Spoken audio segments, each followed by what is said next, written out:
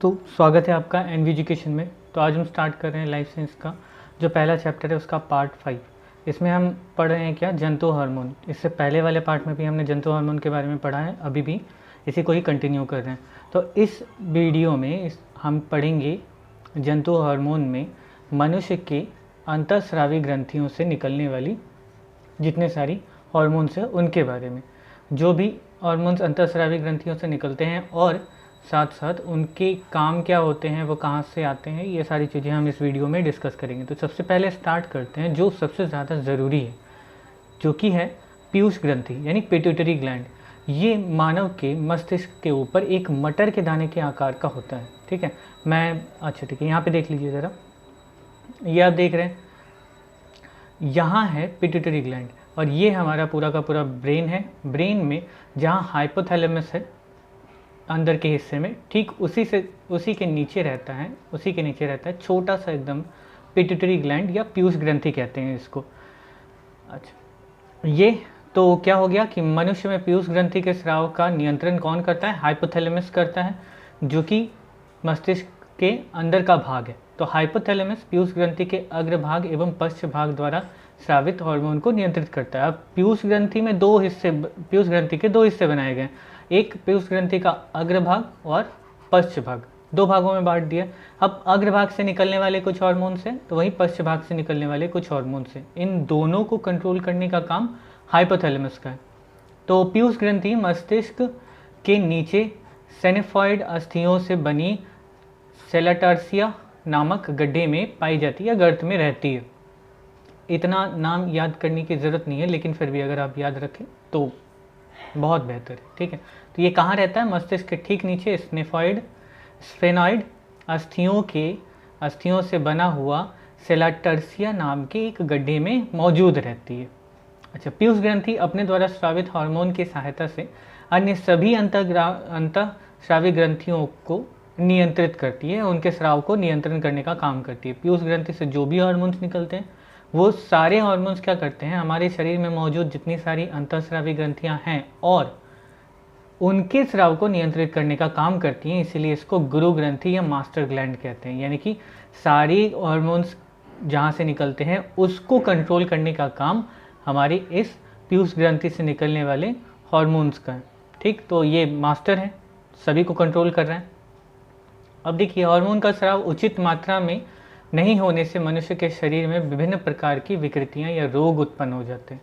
Hormone की कमी या अधिकता दोनों ही अवस्था मनुष्य के लिए हानिकारक या घातक हो सकती है। जैसा कि मैंने बताया क्या कि हार्मोन्स जो है वो हमारे शरीर में बहुत ही कम मात्रा में निकलते हैं।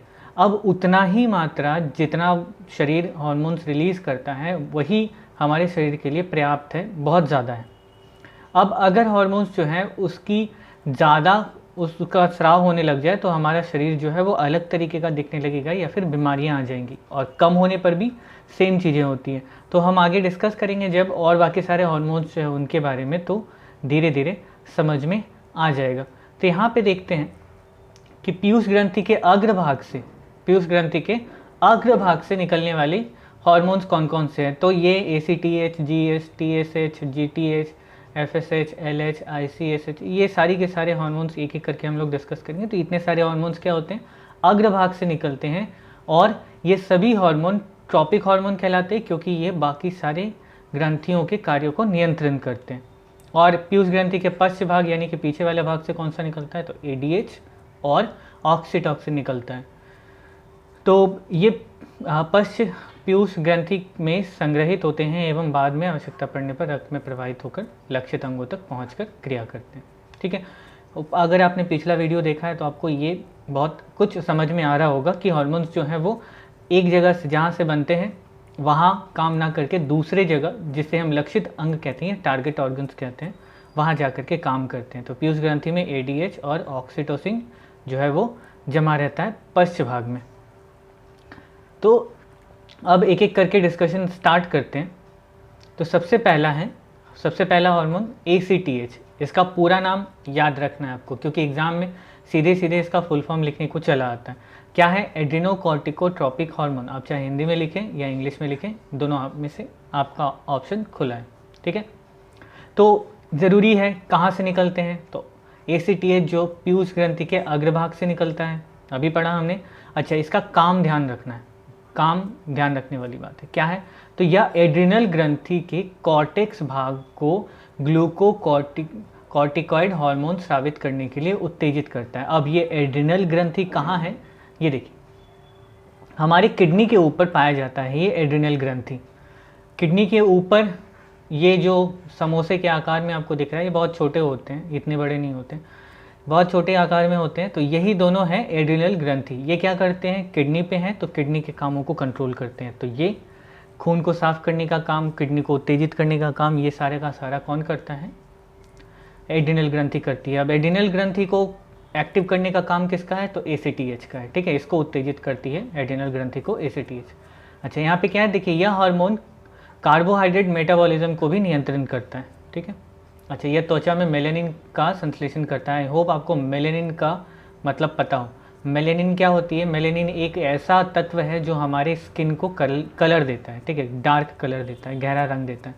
मेलेनिन की मात्रा अगर ज़्यादा होगी तो हमारा स्किन जो है वो काला दिखेगा, और मेलेनिन की मात्रा अगर कम होगी तो हमारा स्किन जो है वो सादा या सफ़ेद या गोरा दिखेगा, इस तरह से बोल सकते हैं। तो हमारे शरीर का रंग जो है वो डिपेंड करता है इस पर, ना कि फेयर एंड लवली पे, ठीक है।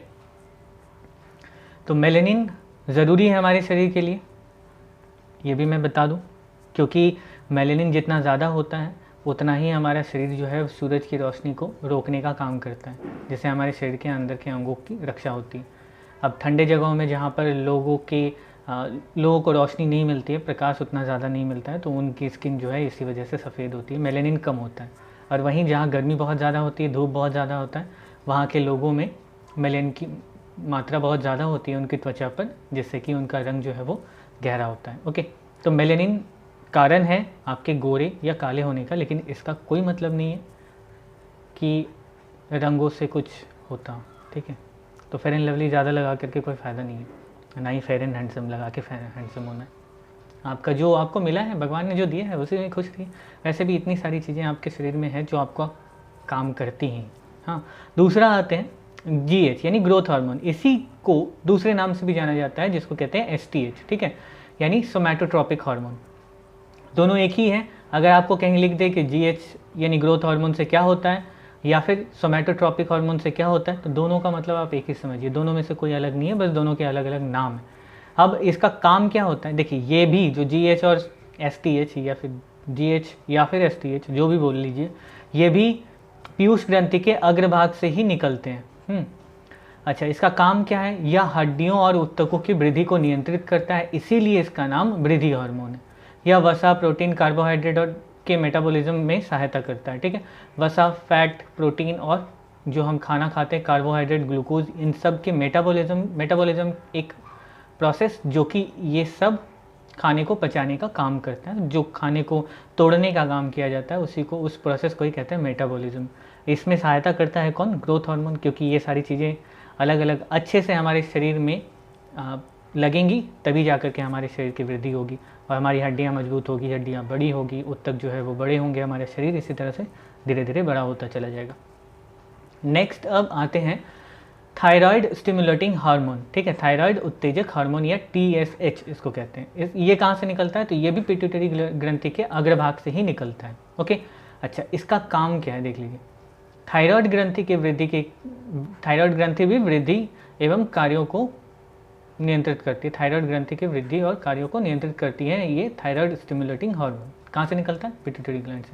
अब ये थायराइड ग्रंथि है कहाँ, तो थायराइड ग्रंथि हमारे गले में पाया जाता है, ठीक है, हमारे गले में जो वोकल कॉर्ड है हमारा, जहाँ से आवाज़ निकलती है हमारी, जहाँ से हम बोल पाते हैं, ठीक उसी के आसपास गले में ही थायराइड ग्रंथि जो है वो पाया जाता है। ओके, तो इसी चीज़ को कंट्रोल करने का काम करती है ये TSH, थायराइड स्टिमुलेटिंग हार्मोन। अच्छा, ये थायरॉक्सिन हार्मोन के संश्लेषण में सहायता करती है और आयोडीन के मेटाबॉलिज्म को नियंत्रित करती है, ठीक है। थायरॉक्सिन हार्मोन, अब थायरॉक्सिन हार्मोन के बारे में हम आगे पढ़ेंगे। थायरॉक्सिन हार्मोन कहाँ से निकलता है, तो थायरॉक्सिन हार्मोन जो है वो थायराइड ग्रंथि से ही निकलती है, ठीक। ये थायराइड ग्रंथि से ही निकलने वाला है थायरॉक्सिन हार्मोन, और ये क्या करता है, तो आयोडीन के संश्लेषण में काम करता है, आयोडीन के मेटाबॉलिज्म में काम करता है। इसके अधिक स्राव होने से थायराइड ग्रंथि का आकार बढ़ जाता है तथा मेटाबॉलिक क्रिया की दर बढ़ जाती है। इसके कम श्रवण से ग्रंथि का आकार छोटा हो जाता है और मेटाबॉलिक क्रियाओं की दर जो है वो कम हो जाती है। मतलब इसका आकार ना बड़ा होना चाहिए ना छोटा होना चाहिए, सीमित जिस तरह के आकार का है। आपने देखा होगा बहुत से लोग ऐसे होते हैं जिनका गला जो है ना वो सामने से इस तरह से निकल जाता है, बाहर की तरफ आगे आ जाता है। तो वो क्यों होता है? क्योंकि उनकी थायराइड ग्रंथि जो है ना वो बड़ी हो गई होती है। ग्वाइटर कहते हैं, एक बीमारी है इसको कहते हैं, जिसकी वजह से इस तरह की चीज़ें होती हैं, थायराइड ग्रंथि के बढ़ जाने की वजह से होती है। अच्छा, नेक्स्ट अब आगे देखते हैं क्या है। तो GTH यानी गोनाडोट्रोपिक हार्मोन, ठीक है। अब ये कहाँ से निकलता है? तो ये भी वहीं से निकलता है, यानी पीयूष ग्रंथि के अग्रभाग से निकलता है। अब ये काम कहाँ पे करता है? देखिए, जैसे दो तरह के इसके काम होते हैं। तो पहला इसका क्या है कि फॉलिकल उत्तेजक हार्मोन की तरह ये काम करता है।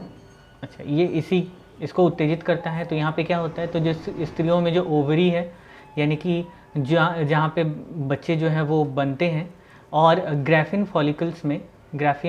फॉलिकल्स की वृद्धि को ये उत्प्रेरित करता है। यानी कि स्त्रियों में जब उनकी उम्र हो जाती है कि वो बच्चे अपने पेट में रखने लायक हो जाए, उनका शरीर जो है उस लायक बन जाए, तो ऐसी स्थिति में ये जो ग्राफियन फॉलिकल्स जो है ना, ये क्या करते हैं? ये अंडाशय को या अंडे को अपने अंदर समेट करके रखते हैं और फिर उसी को लगातार हर महीने तैयार करते रहते हैं अंडे, जिसकी वजह से जो कि शुक्राणु है, ये जो पुरुषों में वृषण की वृद्धि, वृषण क्या होता है? जो टेस्टिस है, ठीक है, उसमें शुक्राणु की उत्पत्ति को बढ़ाने का काम भी इसी का ही है। तो ये शुक्राणु और यहाँ पर जो ये जो फॉलिकल्स हैं, यहाँ से अंडे जो बनते हैं उसमें शुक्राणु के आने का, और दोनों मिल करके जो बच्चे नया एक शरीर जो बनेगा उसमें मदद करते हैं।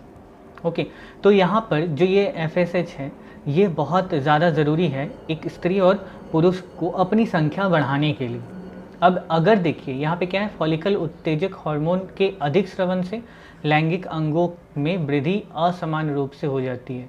ठीक, मतलब अगर इस हार्मोन का स्राव अगर ज़्यादा हो, या FSH हार्मोन का स्राव अगर ज़्यादा हो, तो जो स्त्रियों का लिंग है वो बहुत ज़्यादा बड़ा और शरीर जो है वो बहुत कमज़ोर हो जाता है। और वहीं इस हार्मोन की कमी से बांझपन या फिर नपुंसकता की बीमारियां हो सकती हैं। तो इसलिए ये भी चीज़ें ज़रूरी है। ओके, तो इसको कौन कंट्रोल करता है? ये FSH को, यानी फॉलिकल उत्तेजक हार्मोन को ये कंट्रोल करता है GTH, यानी गोनाडोट्रोपिक हार्मोन जो है इस चीज़ को कंट्रोल करता है। इसका एक और हिस्सा है, एक और क्या है देखिए, ल्यूटिनाइजिंग हार्मोन या अंतराल कोशिका उत्तेजक हार्मोन, क्या कहते हैं इसको? ICSH या फिर LH, ल्यूटिनाइजिंग हार्मोन या फिर इंटरस्टिशियल सेल स्टिमुलेटिंग हार्मोन। ठीक है, ये एक और काम है आपके इसका GTH का, गोनाडोट्रोपिक हार्मोन्स का। तो स्त्रियों में जो अंडोत्सर्ग यानी कि जो ओव्यूलेशन होता है, अर्थात अंडाशय में अंडाणुओं के बाहर निकलने में, कॉर्पस लुटियम के विकास में और अंडाशय से एस्ट्रोजन और तथा प्रोजेस्टेरॉन को मुक्त करने में मदद करता है ये। ठीक है, स्त्रियों में ये काम होता है क्या? अंडाशय में से अंडे का बाहर निकलना और उसको अच्छे से सही जगह पर संभाल के रखना। अच्छा, यहाँ पर एस्ट्रोजन और प्रोजेस्टेरोन ये दो हार्मोन्स हैं जो शरीर के उस हिस्से का विकास करते हैं जहाँ पर बच्चा जो है वो अच्छे से पल पाए, अच्छे से उसका शरीर जो है विकसित हो पाए। और वहीं पुरुषों में बात करें तो पुरुषों में वृषण के अंतराल कोशिकाओं को टेस्टोस्टेरोन स्रावित करने के लिए उत्तेजित करता है, इसीलिए यह अंतराल उत्तेजक हार्मोन कहलाता है। तो मतलब देखिए, जो वृषण है, मतलब जो स्पर्म्स हैं, पुरुषों में जो स्पर्म्स होते हैं वहाँ वो कहाँ से आते हैं? तो टेस्टोस्टेरोन से आते हैं। ठीक है, टेस्टिस से आते हैं।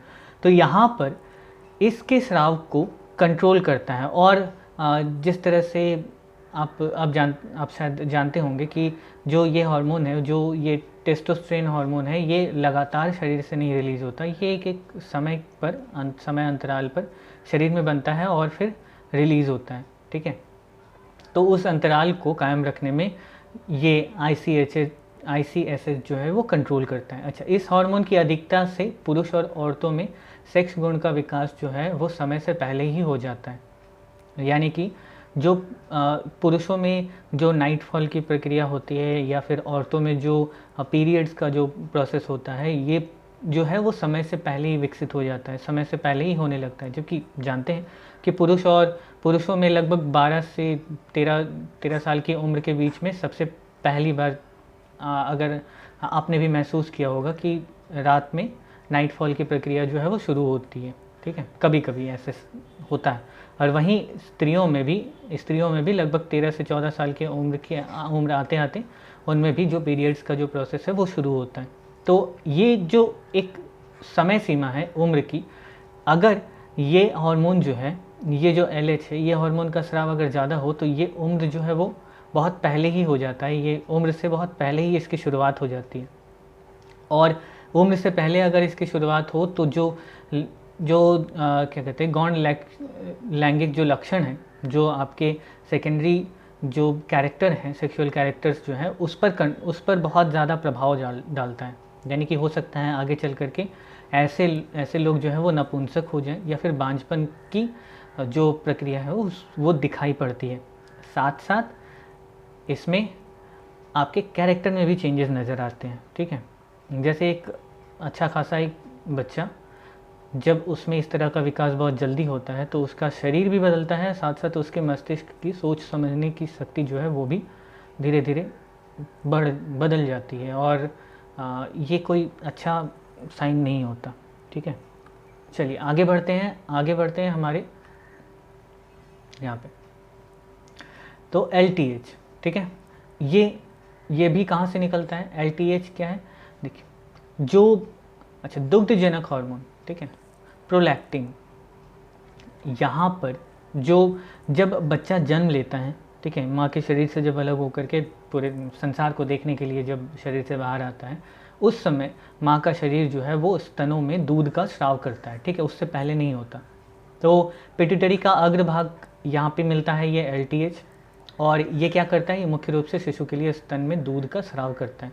जब तक ज़रूरी है, शरीर जो है वो लगातार शरीर में स्तनों में दूध का स्राव करता रहता है, ठीक है। और उसमें मदद कौन करता है? तो ये LTH जो है वो इस काम में मदद करता है।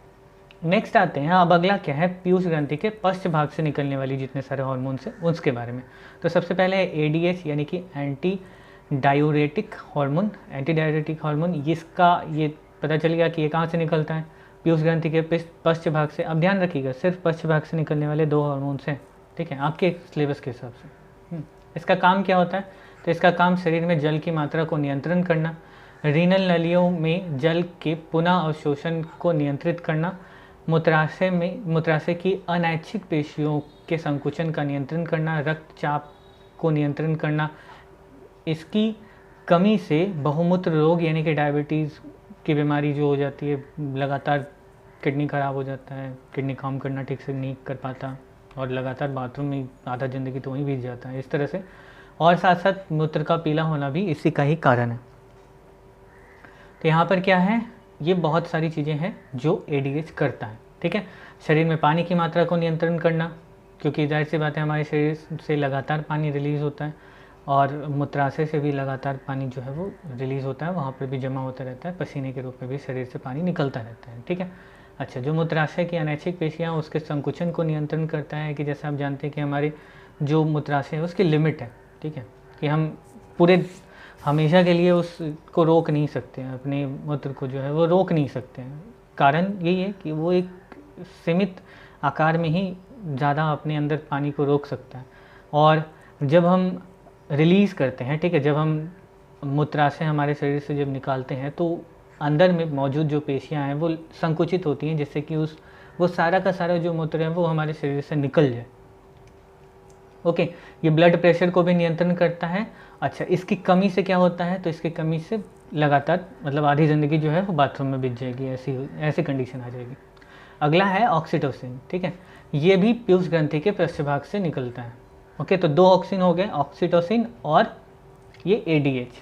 बाकी सारे जो भी मिलेंगे आपको वो सब आप लिख सकते हैं कि ये पीयूष ग्रंथि के अग्रभाग से निकलते हैं। तो अच्छा, ऑक्सीटोसिन क्या करता है? तो देखिए, गर्भवती महिलाओं में प्रसव के समय गर्भाशय की पेशियों में संकुचन एवं प्रसारण में सहायता करता है। ठीक है, तो जो गर्भाशय है, जब जो ब्लैडर है उसमें से पानी लगातार रिलीज़ होता है, यानी कि जब बच्चा जन्म लेने वाला होता है तो उसमें बच्चे को शरीर से बाहर निकालने के लिए पेशियों में संकुचन का होना बहुत ज़्यादा ज़रूरी है, नहीं तो फिर वो शरीर से जो है वो रिलीज़ नहीं होगा। तो इस पर काम करता है कौन? ऑक्सीटोसिन।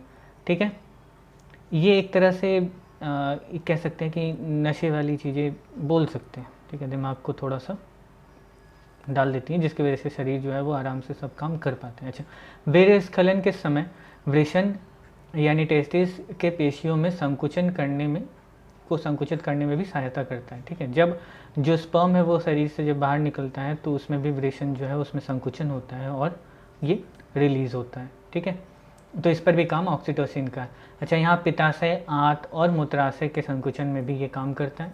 महिलाओं के स्तन ग्रंथियों में दूध स्रावित करने के लिए ये उत्तेजित करता है। तो इतनी सारी चीज़ें हो गई, हमने सारे हार्मोन्स के बारे में पढ़ा जो कि पीयूष ग्रंथि से निकलती हैं। ठीक है, इसके बाद वाले वीडियो में हम बाकी के जो हमारे हार्मोन्स निकलने वाले जो ऑर्गन्स हैं उसके बारे में एक एक करके पढ़ेंगे। ओके, तो अभी के लिए बस इतना ही। Bye bye, take care.